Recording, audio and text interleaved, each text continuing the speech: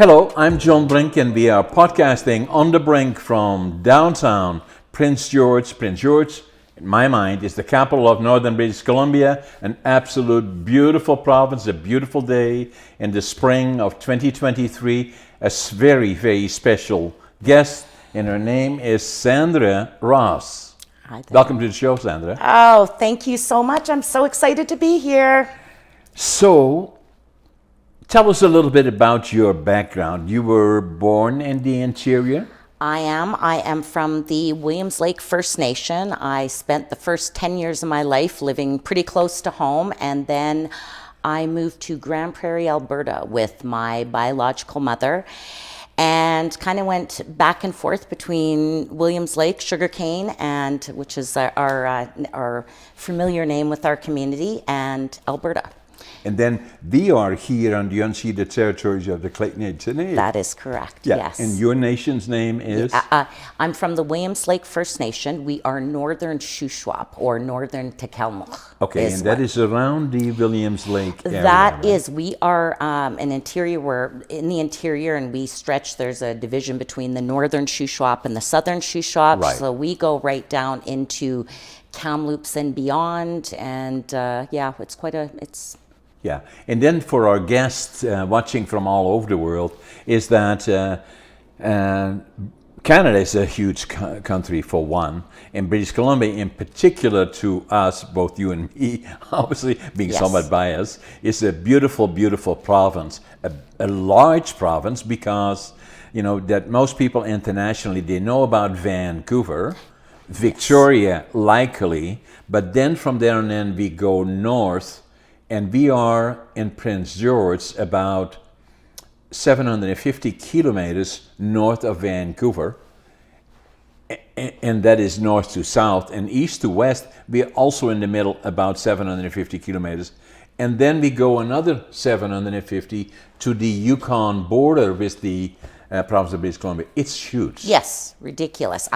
Sugarcane is about 2.5 hours south of on the Highway 97. On the straight south. Yes. And then it's a beautiful province in terms of, you know, we watch all the things happening around the world and, you know, you know, I love, you know, I was born in Holland and Yes. I came here in 1965. It was my dream always to go to Canada because I was born in 1940 and we were liberated from the German invasion April the 12th, 1945 by the Canadians. And from that point, it left such an impression on me. I always knew from that time forward, I was 5 years old, that I would go to the land of my heroes, Canada. And I did.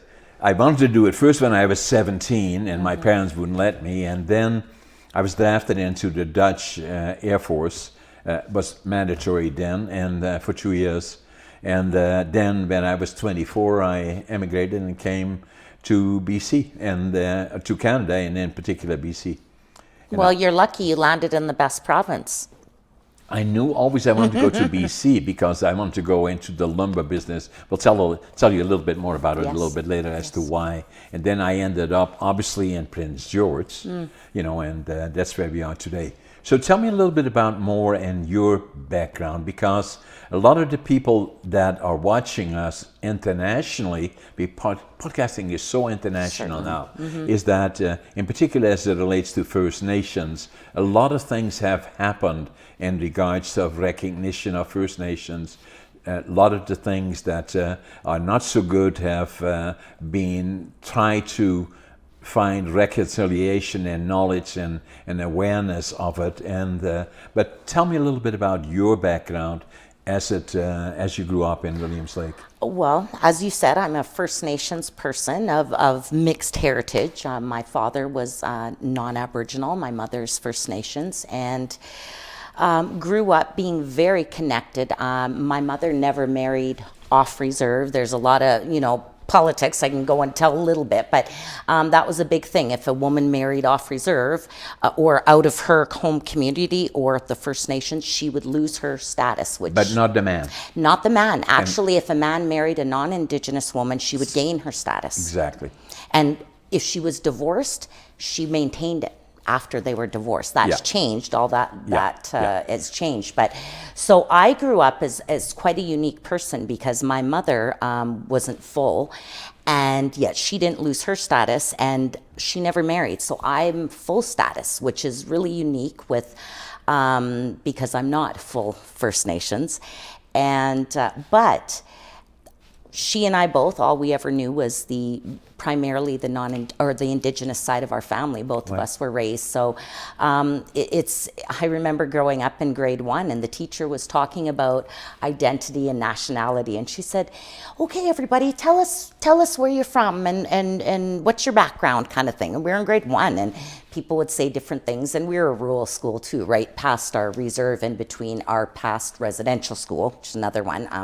The mission. So we were right situated in between. And so the teacher came to me, and I said, well, I'm at the time when it was appropriate, I said, I'm Indian. I'm from sugarcane. And she said, well, what else are you? And I didn't have any clue what she meant. And so she told the story to my mom later, and she said, I looked down at my arms and I said, blood and guts? Because I had no idea what she meant by what was other. What else am I besides Indigenous? So it's kind of a running joke that we've had. So then I was kind of raised between, like many Indigenous people, it was a struggle. I'm the first person in my entire family not to go to any form of residential school or Indian day school, which was the national policy of taking children from their homes to, make them a good Canadian citizen in the eyes. Yeah. Not something we can be proud of, right? It's tough. It's a history, right? And it's always, that's been part of my journey, is really, I love both parts of me. Yeah, and sure. so not wanting to have shame or shame anyone. It's the same, right? You can't have... But we should know, right? It's important. And it's like every tragedy and trauma that we've had in the world, we need to remember that, right? It's not about...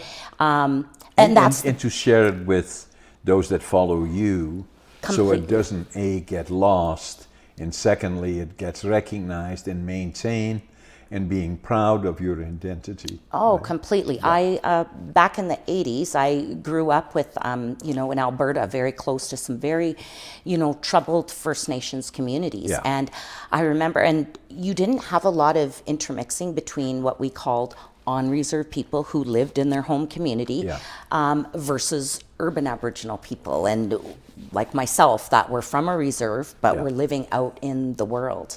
And I remember being at again showing my age, a bush party when I was a teenager, and having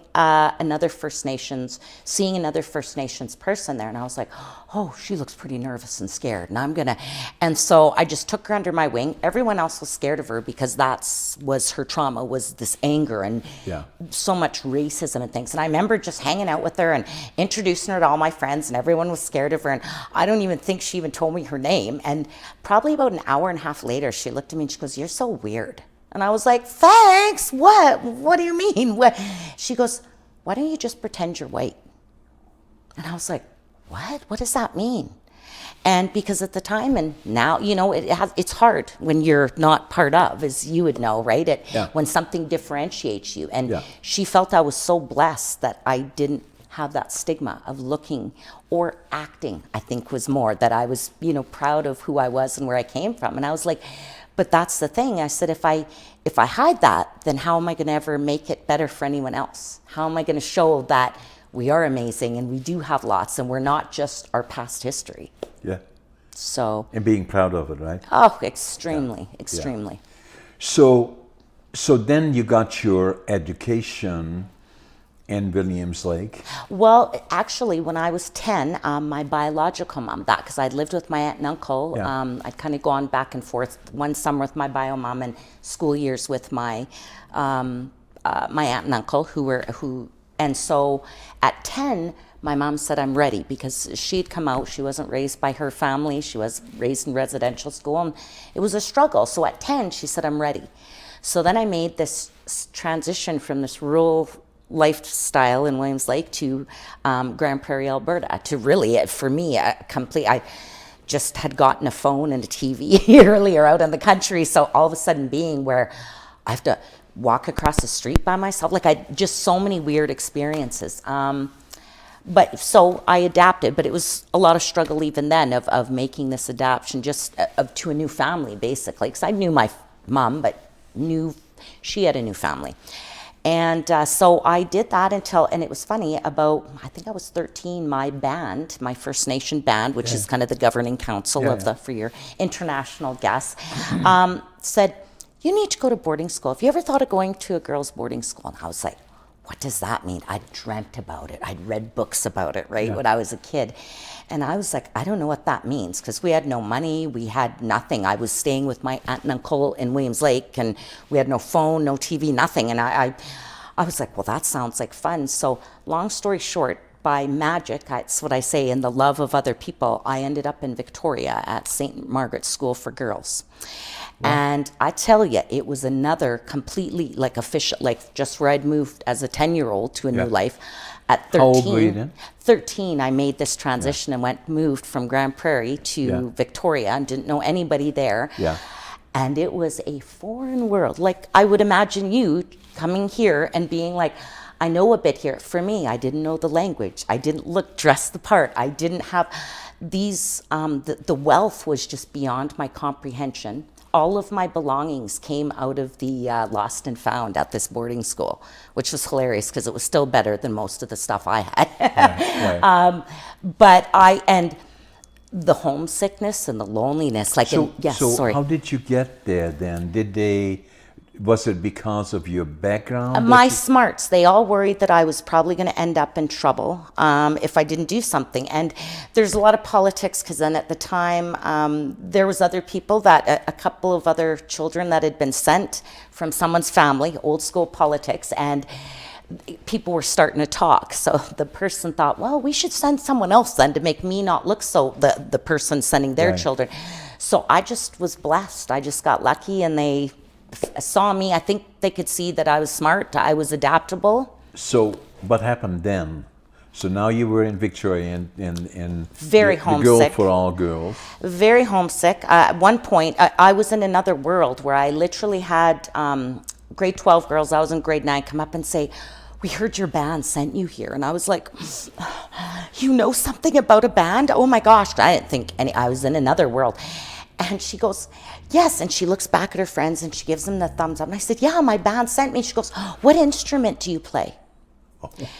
And I thought they were joking with me. And I was like, what? And I was going to get offended. And she goes, and I was smart, pants back. And I said, the clarinet. And she goes, we've got a jazz ensemble and we would love for you to come and play. They didn't have a clue, did they? They didn't have a clue. They didn't have a clue. And then, so I'm in this world and I begged to go home, and our chief said, no, you need to stay here. You need this. Otherwise, you're always going to be scared. So how long were you there? I was there for a year. Okay. And I chose then again to go, am I going to sink or swim? And I won everything. I won every last award they had. I had everything you could imagine. Right. And it was hard. But like you, had to make the adjustment and decide, am I going to waste this opportunity? So that's been my motto through life is, am I going to waste this opportunity? Because really, it's just not wasting it for me. It's wasting it for every other Indigenous person out there that's getting a chance. Right. And so then what happened? Well, unfortunately, I was ready. I was on a path to greatness at this boarding school, and unfortunately, new leadership came in. So the new leadership was not interested in sending me. My family couldn't afford it. They could barely afford to give me PIN money there while I was there, or an allowance. And so I moved back to Grand Prairie, Alberta, and was just being away from high school. Like grade 9 is a big year to be away when you're in high school, or to transition, right? In your life, right? So then I came back in grade 10 and had to readjust again to a whole new world. My friends had made friends and did things. There was your mother with her new family. Yes. In Grand Prairie, and all of that was all new to you. All of this, like I'd come back to it. I'd experienced it for a couple years as a child, but I'm gone through puberty. I remember hearing a friend and I was laughing and I was like, why are you talking like that? And he was like, what are you talking about? But his voice was changing and I had no idea because I'd been in an all-girls boarding school for a year. And so I'm like, wow, this is a whole new world. So again, struggled a bit in high school, but then ended up going, I want to balance both. I want to have fun and party, and I was an unfulfilled actor. I was a really smart kid, so I balanced both and did both, and so ended up kind of fifth in a graduating class of like 400 people, which was shocking. Everyone was unbelievable, right? In Grand Prix. Yes, like it was a combined graduation Yeah. class with another school because we weren't big enough. But yeah, so then didn't know what to do. Was on my way back to Victoria was my goal, to go back to my friends and my life. I missed it. It was dreadfully painful. Yeah. And had a lot of attachment disorder already, issues from being so I pushed them all away. So I cut, that's kind of the way I've dealt with it. Yeah. And so then it was like, oh, what am I going to do? I'm going back to back to Victoria. Yeah. My mom said, why don't you stop in Prince George? Yeah. I had some sisters living here, some cousins, family. Why don't you just stop there and just get your feet under you? And I went, okay. So I moved here. And when was that? this would have been in 1991. Yeah. And it was meant to be because I had didn't do so great in math. A teacher at the school at the time said, Zandra, and I was in grade 12, honor student, but I had to take a grade 10 consumer math, the lower. He was like, what are you doing here? And I'm like, I'm trying to get into college, and I don't know what happened. You know how school was back then. They didn't always do things right.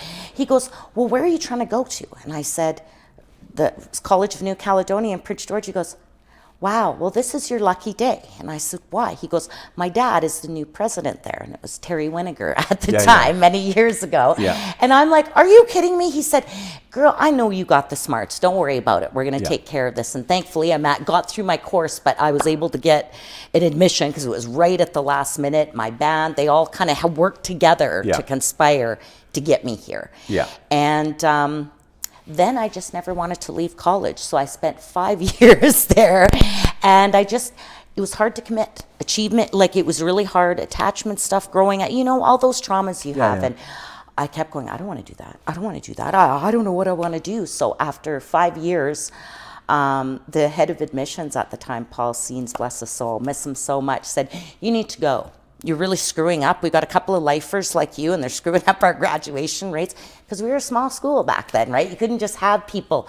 Nowadays, it's the cool thing to have lifetime students, but it didn't look good with Ministry of Education. Yeah. So, again, I lucked out in the meantime when I moved here. A good dear friend, family friend was here, Dan George, who was the executive director of the Prince George Native Friendship Center at the time. Right. And he said, Zan, I heard you moved to town, and let's hang out. We'd really like you to come and sit on the board at the Friendship Center. And I was like, I don't know anything about that. And I've got a project for you. Do you know anything about statistics? No. What does that mean? Right. And before I knew it, I was partnered up with another dear friend who's since departed, Ken Parker, who was the head of the criminology department at the college. And he took me under his wing for statistics. Dan took me under his wing for First Nations politics. And life just started to go really fast after that in the best way possible. Yeah. And you've been here ever since 1991, or? So actually, I was here until 2000, and then, had a little blip. I was supposed to be on my way to Vancouver to go to the Black Tower, as all of our people call it, right, to go to work in West Vancouver in the heart of the Assembly of First Nations land.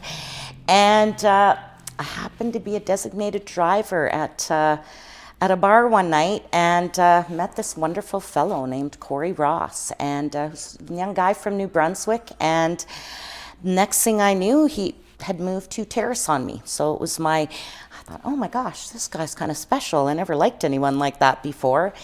And within 5 months, made the decision that I was going to follow him to Terrace. So then in 2003, we met, 2000 we met, 2001, gave in my notice at the Friendship Center. I'd been there for, 6 or 7 years, and became the senior manager of the Director of Education and Employment there, was on track to become the executive director, and went, I'm giving it all up for love, baby, and off I moved to Terrace. And it was scary. My family was horrified because they were like, what are you doing? Being the first person in my family, not to go to any form of, again, as you hear that, I joke about it, and we call it the Great White Hope sometimes, right? In my community, it was Super Indian Barbie's going to do it. That was a joke, where because of the color of my skin, because I was a go-getter, and because everybody knew I was going to have a different life than everybody else before me. Yeah. And so everyone was horrified that I was moving off to Terrace, quitting my job here. And I said, you know what? You guys all want me to go to Vancouver. You believe that's where my life is and bigger and better things. Well, realistically, I owned a house here. I had all of these things holding me here. I said, if this doesn't work out with this guy, I'm that much quicker to getting to where I need to be in the world. And everyone went, okay, I guess so. Because literally, it was a group decision for me to do these things, to make these big changes. So Corey, your husband, Yes. did he get a job in Charis? That's why you had to go there? Yes. So he had moved from New Brunswick as a very young man, headed out. All his family lives in New Brunswick. He had a vision, like you, of working in the forest industry in British Columbia. And he has a very unique degree in forest engineering. And there's only one school in the world, I believe, that offers it, and it's at the University of New Brunswick. Okay. So it's a degree in civil engineering and a forestry, designation. So he still does that today? He still does that to this day. So now in Prince George? Yes. Which company does he work for? He works for Ruskin Construction. Yes. Okay. So, but he's worked for Industrial Forest Service, and that's part of the funny thing. So I had a house here, everything. We rented it out. We moved to Terrace. How long? We were there till 2003.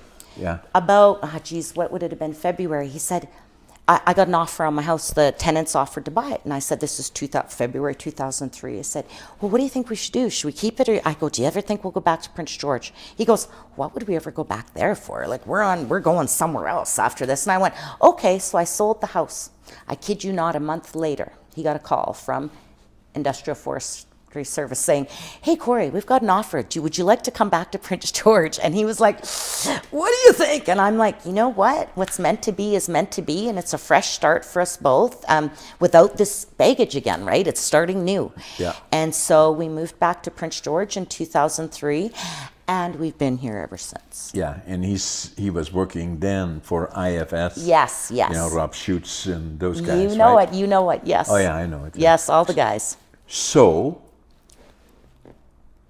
now so what did you then do? Go back to the job you had before? No, I had no job. I just come from the Friendship Center, and I really didn't even know if this relationship was going to work. It's horrible to say it, but I'm like, gosh, I don't want to get too comfortable here, because I've never lived with anyone, and honestly, I was 28 years old. Scary experience. It was. I'd never had a boyfriend. I'd never had anything. Like, this was brand new to me. And I'm like, I don't even know, like, and realistically, he was the same way. He was 28 years old, and neither one of us has had a lot of experienced relationships. So I went, well, you know what? I basically had already started consulting when I started doing the statistics project. And what was the project? It was the first of its kind comprehensive needs assessment done of Métis people in Canada. And we did it in Prince George. Right. And it was through, at the time, it's become the Aboriginal Housing Society, but it was called Métis Housing at the time, many years ago. Right. And it was just a group of people saying, we need to find out more about the needs of Métis people. There's no recognition. And this was post Charlottetown Accord, and that was what I was a part of in Meech Lake, and all these things where First Nations rights were becoming really involved. And I've been able to I got to sit as one of a handful of women at discussions for the Charlottetown Accord as an Indigenous person many years ago. And it just started then to evolve. It just started to evolve. Yes, and more people. Even to today. Still it is in evolution even today, as we speak. For all that means, you know it, sir. You know it. And so now you have a company, Zandra Ross Consulting. Yes. And that covers a lot of areas, not limited to one area or another, but you go fairly broadly into issues that direct or indirectly relate to First Nation issues. Yes, and it's even grown beyond that. I was just speaking with another company today about an engineering company that is, so it's really grown into a communication, mindset, and goal setting, and facilitation company. So I've been blessed to work throughout the world, really. I've worked as far as the Philippines as a Canadian Indigenous person specialist out there. I've worked throughout extensively, pretty much in just about all of the First Nations communities in British Columbia, a good chunk of them. Right. And I've also worked for a lot of wonderful people in Prince George. Right. And really what I like to tell people is, people say, what is it that you do? I've changed my title many years over the time. I also have a fitness and a fitness background as well, so shared passion I know we both have. But what I really like to tell people is, I like to help people dream again. Dream again. Dream again. Yeah. Because I think that is the shortest thing that we have in supply right now. Whether you're an Indigenous person who's undergone, everybody's got a story, and everybody's has mindset blocks, and everybody's afraid, right? I bless everyone out there who goes, I don't. I'm like, well, right on. You got it. Yeah. But there's so many people that have this inner greatness and this inner beauty and amazingness, and we need them. We need them to start acting on that. And I know from firsthand experience of growing up with shame and blame, and one of the biggest things was, oh, well, geez, there goes Super Indian Barbie again, or oh, there goes Zan with her big fancy ideas, or Pollyanna Sunshine. Like, I've heard them all, and other people would go, oh, isn't that nice? But in a community that has undergone trauma, it's not a compliment. It's saying you're different than us. Right. Where, and again, I think talking to somebody who knows it firsthand, when you start to change and go away from what your values are, who people think you should be, especially in your family. Right. And so I spent a lot of years jamming that down, and just, people would say, oh, you think you're fancy? No, I'm not. I remember somebody saying, oh, it's tough keeping up with the Joneses. And I literally almost bankrupted us. Any money I would get, here you go, somebody else take this, because I don't deserve this. Right. And you grow up with messages when you're poor, right? You grow up thinking that rich people are taking all the money. That's what my wonderful uncle daddy that raised me, and he was a small businessman who didn't have a lot of education, and non-Indigenous, but grew up right next door to our reserve. And then married a First Nations woman, which made him a pariah in the community. And we raised hearing this mindset that it's the rich people. They're the ones who took all that. They have all the money. That's why we don't have a lot. Right. And so it really is hard to undo that. Yeah. That mindset, right? Yes, Saying that it's not possible, right? So totally. So what I in particular like about you is, other than the obvious, is that you're a very good communicator. Thank you. You have confidence, I can tell that, right? And then you obviously have an amazing amount of experience that has exposed you to trauma and all kinds of different lifestyles, in particular as it relates to First Nations.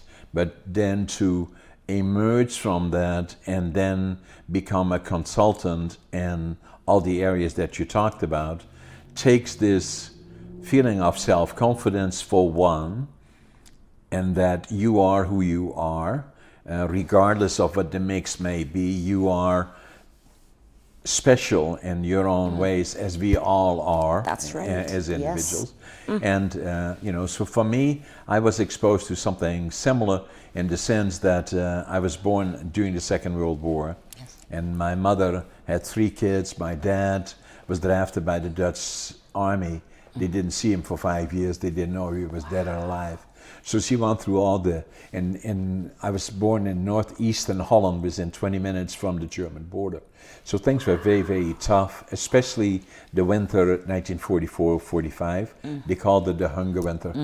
And a lot of young kids died, as well as older people that were vulnerable. And I always remember, as a kid, we would go out. My sister was 1 year older than me, and my brother 2 years older. We would go with gunny sacks into the railroad yards to pick up anything edible or eatable or burnable. And the reason that we did is because the Germans wouldn't shoot us. They would try to boot us one in the back, but they wouldn't shoot us. And the next day we would just go back, always looking for that.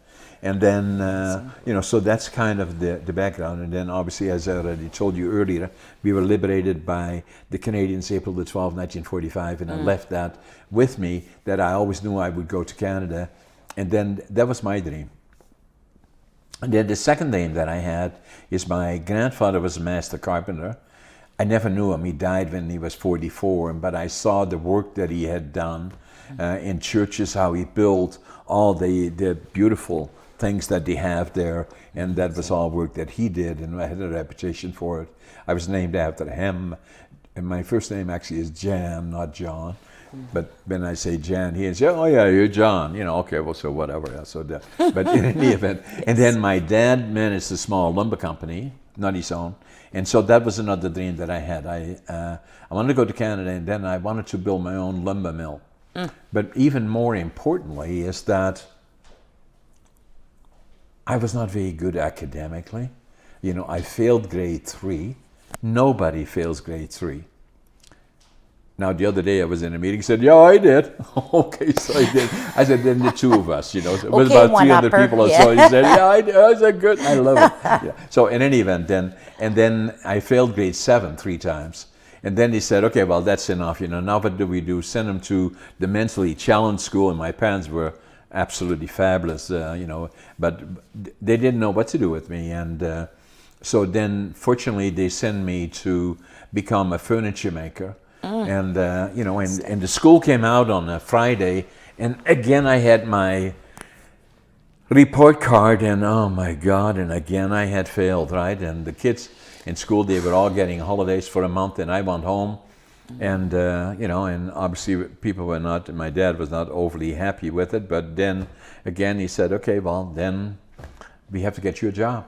So I got a job for you at a furniture maker's plant. Then they opened the store, the clothing store, a friend of his, on Sunday, I always remember. And they bought me 3 sets of coveralls.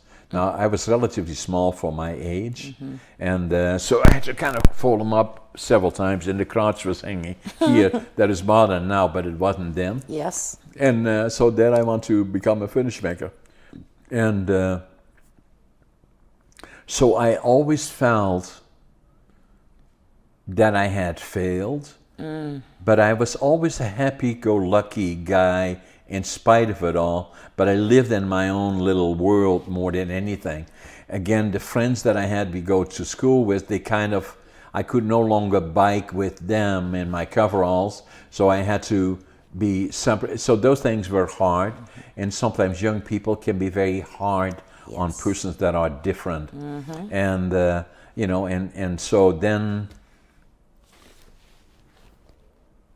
I got a job when I was 14. Then I went into the Air Force, and then ended up working for one of the largest lumber importing companies in Holland, and became quite successful already there. But Holland, I always visualized, is that you want a job and they say, "Okay, well, show me your diplomas." Well, I didn't have any diplomas. Even back then, hey? Oh, yeah. Really? Oh, yeah, very much so. And so, but part of it, but even then I was quite successful, but I felt I had failed. And so I had to, that fitted in the sense that I knew I wanted to go to Canada as soon as I could. So when I was 24, I didn't tell anybody about it. I went to the Canadian Embassy in Den Haag, Holland, and applied for an immigration. Somehow I said, I want to go as quickly as possible. There must then have been a shortage of physical workers of some sort, and within 3 weeks I got landed immigrant status, and then I told my parents about it. I was going to go to Canada, and quite a shock for them, obviously. And I wanted to start with nothing. 1 suitcase, 3 books, a camera, and and $150 when I left Holland. And I knew I would not come back, either come back in a box, a little bit radical, or successful. And so then I knew I wanted to go to BC, and That's where all the Did timber you is. research it, or how did you know that this was the place you wanted to come to? Because Canada always interested me, and I had kind of looked up on books. Then there was no Google. You know, what is happening in BC. I knew from the company that I worked for, they had imported lumber from central BC, and I knew that I had to go to BC. So when I landed in Montreal, took the train across Canada, and then ended up in Vancouver. I went to the immigration office. I couldn't speak the English. I didn't know a soul. I didn't have. I didn't know anybody. Didn't have a job. Fortunately, there was a fellow that spoke German, and I could speak some German. I told him what I wanted to do. He said, "Prince George." Wow, That's where they're building sawmills and pulp mills. You go to lucky. Prince George. That's what I did. And so I arrived here in July of 1965. And if you wonder what this is all about, yes. you know, I'll show it to everybody. It says 2547, you know, and then underneath it, it says, that's my foundation: attitude, passion, work ethic. What follows is success. 2547. When I came off the Greyhound here, about 3 blocks up, 4 blocks, the old Greyhound station here, I counted it 2 or 3 times, I had $25.47. Wow. And the dream of building my own mill. I didn't know a soul, I didn't have a job, and I couldn't speak the language. Incredible. And then started as cleanup man, then a lumber pilot, and then within a year and a half, less than a year and a half actually, I was a superintendent of one of the largest mills here in Prince George. But that didn't go fast enough for me. Mm-hmm. I know the feeling. And then I had an opportunity to become a manager of a mill, smaller mill, mind you, and you know, they desperately needed somebody that knew how to look after lumber and how to run it. I had the experience already Fantastic. here, and so they made a deal with me that within 5 years I would get 1/3 share if I would manage it for 5 years. Wow. What was the mill? Watson Lake Lumber. Where is Watson Lake? Yukon Territory. Oh, out in the boonies, I know it Right well. on the Yes, other side I know it of Lower well. Post. My gosh. And so it was a smaller mill. We had all First Nations, every single employee. I only brought one fellow with me, and that was the Sawyer. And, you know, but we had 100% all First Nations. Incredible. And so I was there for 5 years, and then, you know, then came back here to Prince George, worked again for a big company here, and then wrote a business plan for Brink Forest Products. I had good ideas, went to every single bank in town, and every one of them said, nice, but thank you very much, we can't do that. And then I focused on 2 banks in particular. And because I kept modifying, and today, my business plan that I prepared then is still very much active today. Most of my staff that has seen the business plan, they say they can't believe it. You know, it's still... The foundation is still solid. Very solid. Yeah. And so then there was one bank in particular, and that was the Royal Bank, and I had gone there for the 12th time, and not trying to make them say, get out of here, but make changes, and made changes to my business plan. And then they said, okay, let me talk to the bank manager. His name was John Beams. I still remember Royal Bank here. They didn't have the second floor then, I don't think, and he was sitting in the corner office. They had all these partial, you know, things in between. And so he went down, and I was sitting there like, and it took him a while, and all of a sudden I heard from 3 or 4 elements away, he said, give him the money, give him the money. I wanted $25,000 to start Brink Forest Products, and that's what I did. That's what got it going. Incredible. The point that I then always wanted to make, I didn't feel good about myself at all, and I still felt I had been a failure. Even already when my lumber company was doing very well, and everybody say, oh, you're so successful, I didn't feel that way. And the other part about it, I always felt that I had to write a book about it and tell the story. Now, the one thing that I did not know then is a couple of things. I was not a good communicator, as soon as I had more than four people around me, other than my own settings, I would not be very good at all at interacting, which sounds kind of, oh, how could that be? It was not having the confidence. And how then did you develop it? Well, my ex-sister-in-law dragged me down to an organization called Toastmasters. Of course. And I said, are you going to ask me any questions? She said, no, you just sit there and watch. So I did that, and then we were barely sitting down there, and then, halfway through, somebody said, okay, John, but who are you? And you say, oh my God. So anyway, Right off the bat. Yeah. And so then I went again down there, and then I stayed there for 10 years. And I became a distinguished Toastmaster. That's the highest you can reach in Toastmasters. It changed my life. And the other thing that it did, Toastmasters is not only about being a good speaker, but a good listener. And to analyze logically in the brain as to answers that you were giving or speaking on your feet, dealing with issues and problems. Toastmasters, I'm a great advocate of the organization of Toastmasters. I agree. They have about 380,000 members of the different clubs throughout the world. There are about 6 or 8 clubs here in town, actually. And then there are probably 3 million people that have taken Toastmasters to the different levels. Distinguished Toastmasters, though, there's less than 0.5% that will reach that level. But to me, it was something that I finally found something that had my passion. And then that was a changer for me. I started going to Toastmaster in 1990 till about 2000.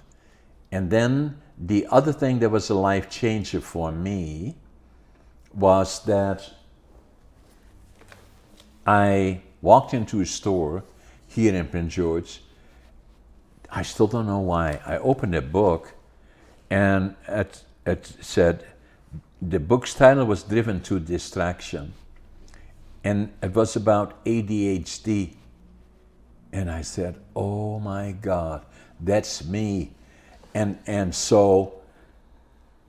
I went through the book, and finally the guy came down and said, oh, you gonna buy it or what? So no, I didn't really, but, but obviously I bought it. And then as I went through it, and then it opened up a light for me that I better understood really who I was and what the challenges were on the way and why it made me different from other people. It took me, I was 57 when I discovered it.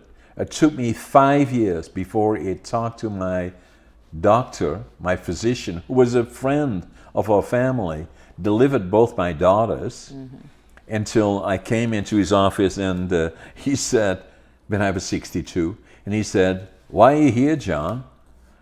I said, I think I got ADHD.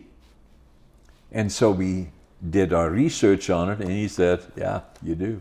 And so that became the other key in my life. And so then I did a couple of other things, and you can relate to this.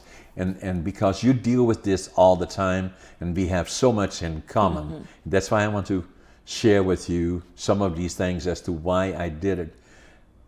I thought, I wrote a book, the first one that I wrote, Against All Odds.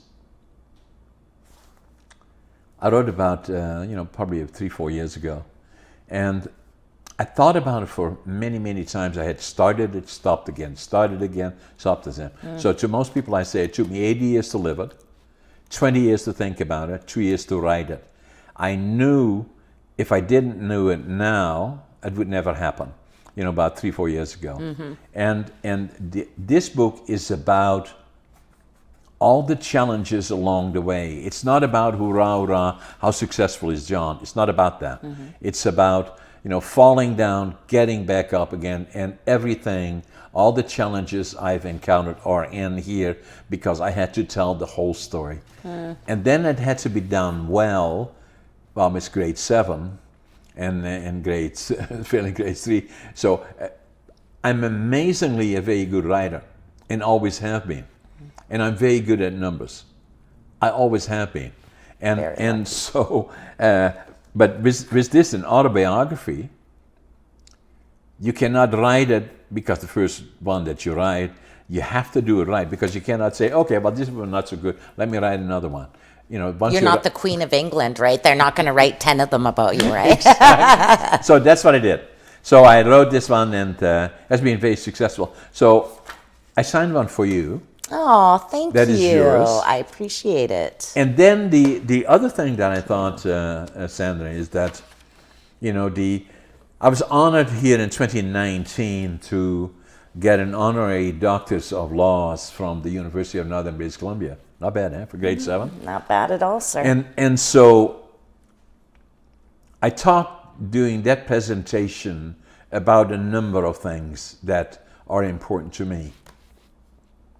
About PTSD as a result of seeing far too much during the Second World War. In the end, and people got killed, and we saw all of that right in front of our doorsteps, and all the other things. Well, and just even the hunger and the fear and all the things that I mentioned. I mean, it's always there, right? Yeah. All of that.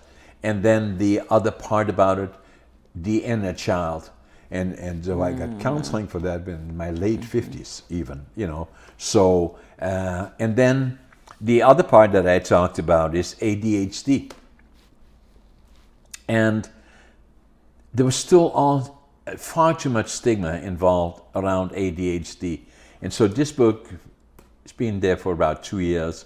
And since that time, over and over and over again, I meet other people in all kinds of settings. I did a presentation at a keynote presentation in Telkwa to a lot of First Nations, actually, and there were about 200 people in the audience. And afterwards, of the 20 people that approached me talking about ADHD in particular, and some of the other things that happened, saying that they are ADHD, have never really talked about it, and other ones that have been exposed to it, have it in their family, and in fact, one man came to me actually the night before, and he said he was at one point, he must have been on the Council for Fraser Lake community just east of us, west of us here, and then ended up in Telkwa and Smithers, and he was at the presentation.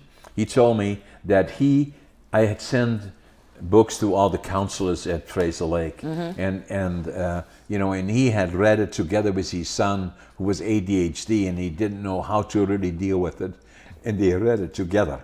Fantastic. So, and but in any event, but I think ADHD in particular is not only for people that have ADHD, but I believe that other people should become aware of it, that the frequency of occurrence about males and females much higher than people initially estimated, and is becoming out of the closet much more rapidly and more frequently than most people even can imagine internationally. Well, and it shows up differently a lot of times between men and women.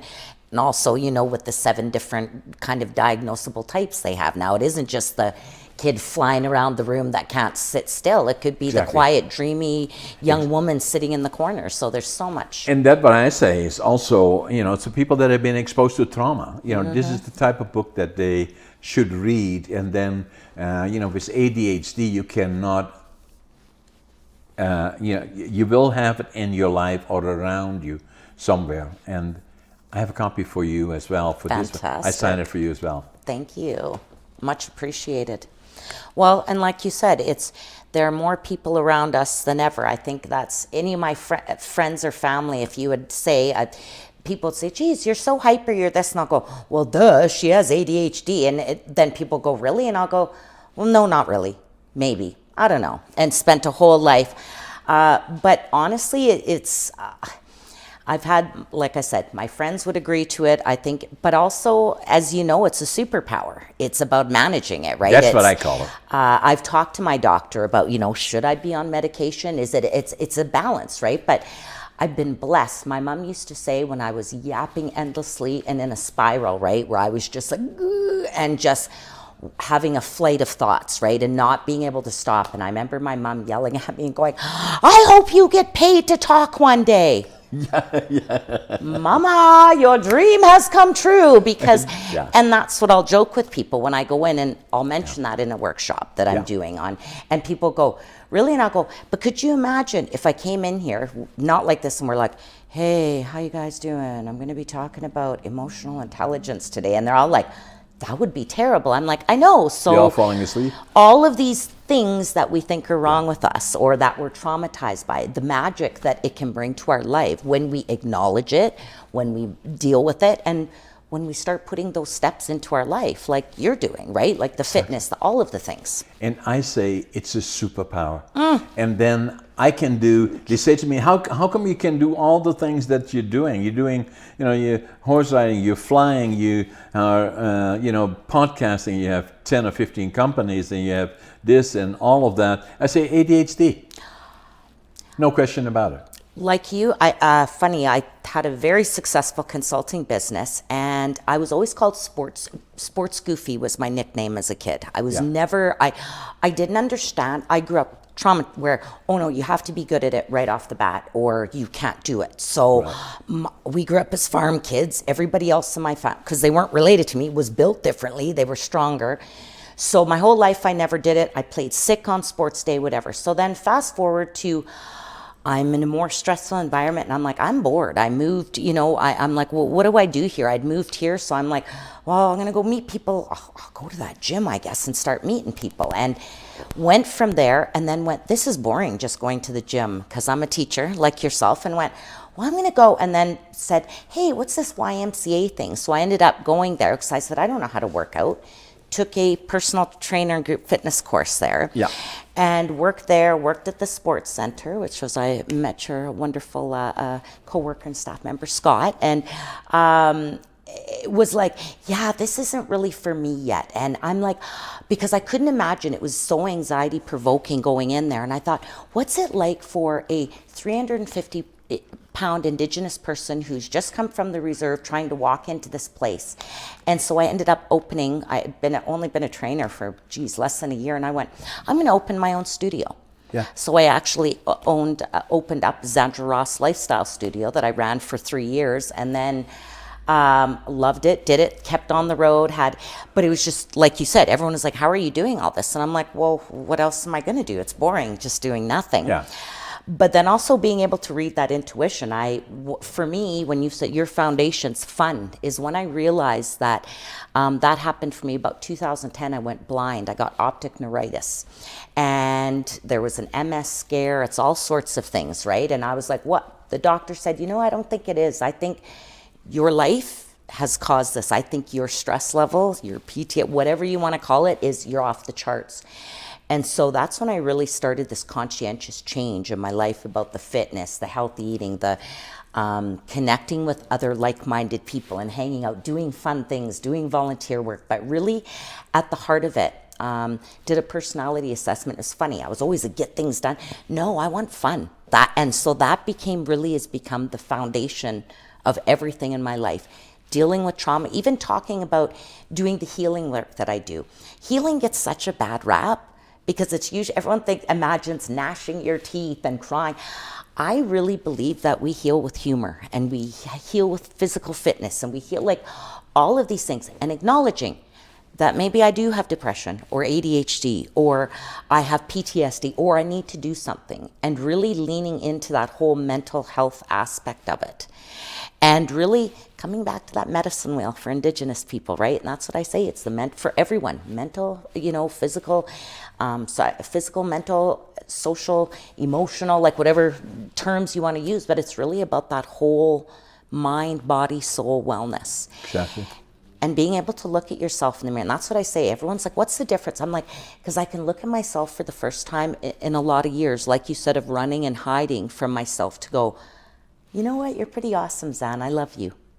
And realizing, I love what you said, because that's a lot of what I talk about with people in trauma, is when we were 8 years old, that's our fight or flight, which a lot of us are still living in today. And I said, you're not 8 years old anymore. Yeah. You're not even 18. You might be 28, 38, 40. Yeah. When are you are the adult in charge of your child now. And people say, Yeah. oh, gee, but they get it. You don't have to always experience and have that trauma right now. Yeah. And that's really the benefit of being able to get the healing and do the things, is to Yeah. be able to experience it from a distance. Yeah. Instead of always going, oh gosh, I'm 8 years old again, or 10 Yeah. or 5 or whatever. Yeah. So that's been a big part of it, is really about putting it where it needs to be, doing the counseling. And getting at peace with who you are and feeling comfortable with it. I accept who I am. I make sometimes fun out of it because of my grades 3 and grade 7. Yes. All those things. But, you know, as we all know, education as such is formal, and there is education that is not so formal. Another thing that's happening now is that, and part of that is in the book, and when I was writing this book, and it came out about a year and a half ago or so, is that I knew that when I did this book, I was happy with it, but we were at the same place as we are now, is we have the third book coming out, and that is Finding Your Passion, Excellent. Living the Dream. Congratulations. And in fact, this morning, the book is pretty much ready to go to the printers, coming out the first week in July, and I'm just doing the Audible portion of it, and I love did it. this morning 3.5 hours of it. I have to do about 5 days, 3.5 hours. I do all my own audio on it. That's fantastic. In any event, that's another very good one. But in this one, when I was writing this, there was something that was missing. And I was sitting in the plane, we have a place in Victoria. I go Friday afternoons. And I was sitting in the plane next to a fellow, and he said to me, you remember me? And I said, I do somehow, but he said, well, I'm Tom Romer. And he said, I'm a director of academics, vice president of academics at BCIT. And we flew together, a year or so ago. And then I told him that I was writing this book, and then he said, that at BCIT they are working on doing a whole different approach to teaching and learning, is what they call micro-certification. Oh, hallelujah. And so then I said, oh, I need to know that. And then the more I thought about it, because the flight was a short one, I said I took an overseas flight. Okay, how long was it? 12 minutes. From Victoria to Victoria. Yes. Anyway, so the following week, by pure coincidence, he was in the plane again. The plane was full. I was sitting in 3A. He was sitting in 1F on the far corner. The plane was full. And as he was sitting there, I said, Tom, over the other people. And he said, I said, wait for me before you at the gate because I need to talk to you. He said, okay, I'll wait for you. So, and I said to him, I need to know more about micro-certification because soon as you said it to me, it went like, as you did, Yeah. a light went on. Totally. And I said, that's it. And what it is, I write about that in this book as well. Oh, I can't And wait to Dr. read Romer is talking about. Basically, for our listeners, it is that some people, you and me included, have difficulty in sitting in a school setting for 4 or 5 years and going through all the same stuff to learn that one centerpiece that qualifies you for whatever. This one says, let's focus on that and add the other ones to it as we go forward. That does a number of things. That does deal with people that are slow learners, ADHD, or people that simply don't have the ability or willingness or able, and I think in particular First Nations as being part of it, yes. That's the direction to go. And so that is all included in this book. Well, and even on the employer side of it too, right? Having to wait for the next graduating class of That's 4 the years. I issue, mean, how Zandra. can you even make any? It's and So, then you Dad, get I through got 4 this guy, years I and you want to go, I hire hate him. that course. You got this guy, I want to hire him. He has all the qualifications. He has to. Within 4 months, he can learn the core. The other ones he can do in high school. Well, he has to be there for 3 or 4 years. how crazy can you get? Especially today, if we can't get any people. And if you were like me, where I would go, oh, I'd take a course for a year and then I'd go, well, I don't want to do that now. And that's what'll happen. You get these people going through a 4-year program and coming out of it going, yeah, I don't want to do that. I want to work at a gas station. So we need to get people more in. Yeah, I love that. That's an exciting development. So, and then the other one that I'm doing right now is, and it's in the final stages. And all of them are Audible. And they have been quite successful, actually. Excellent. And then where can you go find them? Where are you going to have them, do you think? On the audible.com or what? Yeah. Awesome. And Amazon, Audible, and Excellent. all the major media. Anywhere you can distribute it. That's fantastic. And then the other one is johnabrink.com.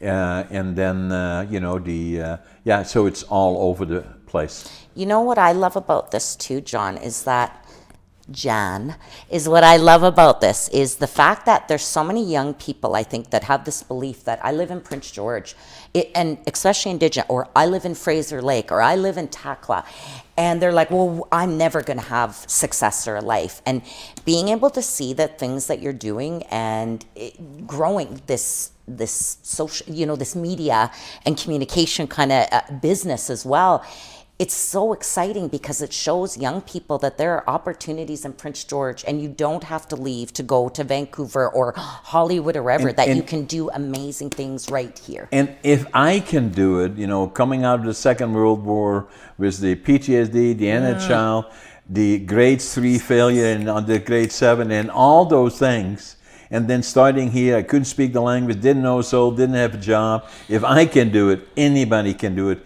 but it's the mindset. And that's why I felt I had to write this other book, Finding Your Passion. I completely agree. Living the Dream. And so as I say to myself, okay, John, are you living the dream? I sure am. With all the ups and downs. If I ask you, are you living the dream? You know it, sir. Hallelujah. I love it every day. Every day happy to be alive. And so that's what the objective is, in my opinion. And that's why I go all over the place, do presentations. Most of the people in First Nations, I say, tell me what you want, because I'll send you the books for free. And you spread that around too, is that, we sell them, or we give them to them to put it in the library, or we give them a couple of boxes of it, because that's just the whole objective. Well, now, being that I'm a workshop facilitator, I might have to go through and kind of put together a workshop that I could guide communities through some of these books, actually. Yeah, and wherever speaking opportunities present itself, I'm always ready to be available.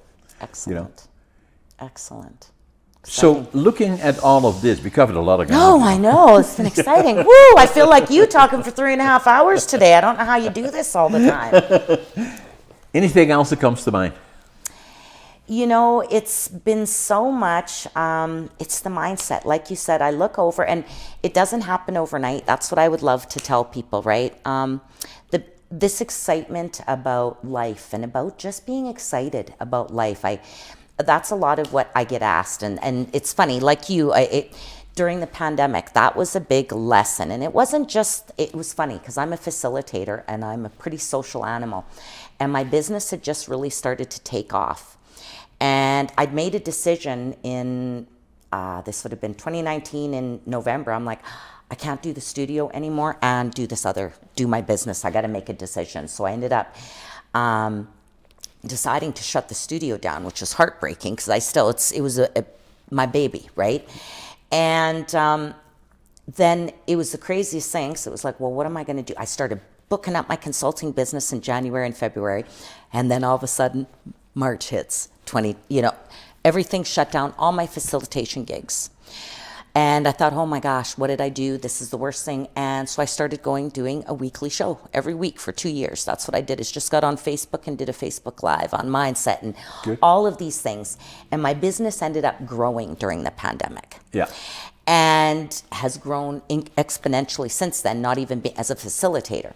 So that was a huge opportunity that I'm so lucky that I didn't miss. So I'm curious, I just want to ask you, is there something, and I never like to think on the negative, but I'm curious about two questions. One, is there an opportunity that you look back and you say, I wish I would have done that? For me, I wish I would have went to acting school when I was a young person, before I started on my world of work, because I'm an unfulfilled actor. If anybody's looking, let me know. But is there anything that you look back on that you wish that you would have engaged in?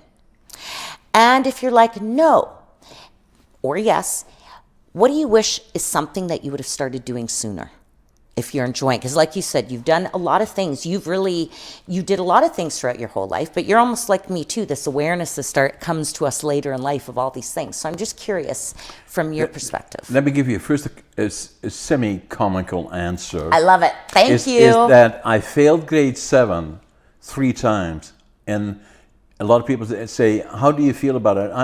I'm very sorry about it. I'm ashamed of it and all the other things. Why? I should have left earlier. That's the comical one. So looking at what could have done earlier is that in a unique way, all things happened. I've always, I'm not from a religious perspective, I'm agnostic, if anything, that the approach that I always take to it, that things always happen. If you keep doing the right thing and continue to do the right thing, and then success will come to you. It's not a question of that saying, I know that person, they are doing very well, they must have been lucky. No, that's not how it works. Never. The harder you work, the luckier you get. And to stay the course is very important. Some of the key areas that I recognized, I didn't have the confidence, the communication skills. Toastmasters has been to me an extremely valuable tool. The other one is that, again, things that I did not know, I had the ability. I'm a good writer, and I want to do more of it. And I'm also a professional speaker, and I do it in all kinds of different areas, and I want to do more of that. So if I look back to the question, good decisions that I made, I left Holland for Canada. That was the right thing. I came to BC, although things were tough in the beginning, but they had to be tough for me to prepare myself for the challenges ahead. Yes. And fortunately, physically and mentally, I stay in shape. Make sure, don't abuse your body. You only have one of them. Believe in, and you don't have to be, I'm the oldest competitive bodybuilder in North America. I love it. You don't have to go there, but keep moving your body. Be careful about what you eat and your diets, and then avoid the negative, like attitude. That I will swear that if it is raining today and I want sunshine, I'll swear it's sunshine tomorrow. There is no one that's going to convince me otherwise. I love it. And all the things combined, and then saying how lucky we are to live in Canada, in the province of British Columbia, right here, Zandra, where we are sitting. It just simply doesn't get any better, and we love it. I completely agree, sir.